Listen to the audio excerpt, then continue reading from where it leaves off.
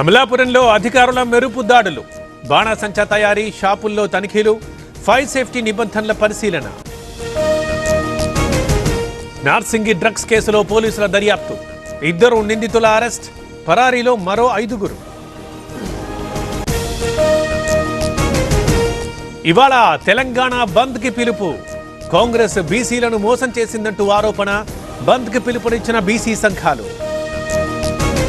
భద్రాద్రి కొత్తగూడెంలో రోడ్డు ప్రమాదం, సారపాకలో ఢీకొన్న ఆర్టీసీ బస్సులు, పలువురు ప్రయాణికులకు గాయాలు. ఇవాళ ఏపీ కేబినెట్ భేటీ, ఉదయం 10:30కి సమావేశం, పెట్టుబడులకు ఆమోదం తెలపనున్న కేబినెట్. నెల్లూరు జిల్లాలో ఇవాళ చంద్రబాబు పర్యటన, విశ్వసముద్ర ఇథనాల్ ప్లాంట్ ప్రారంభోత్సవం, స్మార్ట్ స్ట్రీట్ బజార్ని ప్రారంభించనున్న సీఎం. తెలంగాణలో స్థానిక ఎన్నికల నోటిఫికేషన్ రద్దు, గెజెట్ జారీ చేసిన ఎన్నికల సంఘం, హైకోర్టు ఆదేశాలతో నిలిపివేస్తున్నట్లు వెల్లడి. బీజేపీ బీఆర్ఎస్ కలిసి కోటాను అడ్డుకున్నాయి, కోర్టులపై మాకు నమ్మకం ఉంది, పార్టీ పెద్దలతో మాట్లాడతామన్న మహేష్ గౌడ్.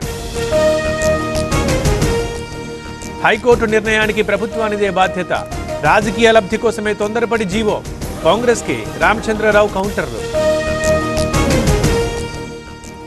జీవో 9పై స్టే తర్వాత బండి ఆసక్తికర ట్వీట్, డేటా లేదు, మోసం మాత్రమే ఉందంటూ కామెంట్, రాజకీయ లబ్ధి చూసుకున్నారన్న కేంద్ర మంత్రి.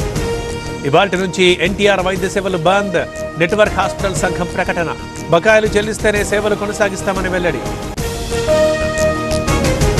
ఇందిరమ్మ ఇళ్ల లబ్ధిదారుల ఖాతాల్లో గందరగోళం, కొందరి ఖాతాల్లో అదనంగా 1,00,000 జమ, నగదు రికవరీ కోసం అధికారుల చర్యలు. జుబిల్స్ పై బీజేపీలో కీలక పరిణామం, బొంతు రామ్మోహన్ పేరు ప్రతిపాదించిన అరవింద్, తాను కాంగ్రెస్ లోనే కొనసాగుతానన్న నేత. హైదరాబాద్ లో ఈగల్ టీం భారీ ఆపరేషన్, జీడిమెట్టలో 72 కోట్ల రూపాయల విలువైన డ్రగ్స్ సీజ్, పోలీసుల అదుపులో 4. పెద్దపల్లి జిల్లాలో క్షుద్ర పూజల కలకలం, సుల్తానాబాద్ ఎస్ఆర్ఎస్పీ ఆఫీస్ దగ్గర పూజలు, భయాందోళనలో స్థానికులు.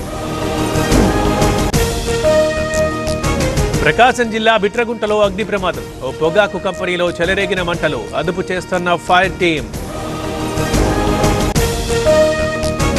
కోల్డ్ రీఫ్ సిరప్ డెత్ కేసులో ముందడుగు, శ్రీశాన్ ఫార్మా యజమాని రంగనాథన్ అరెస్ట్, నాగ్పూర్ నుంచి చింద్వారా తరలించిన పోలీసులు. ఢిల్లీలో యమునా బ్రిడ్జ్ పై ప్రమాదం, అతి వేగంతో ముందు వాహనాన్ని ఢీకొన్న కారు, వంతెనపై నెమ్మదిగా కదులుతోన్న వాహనాలు.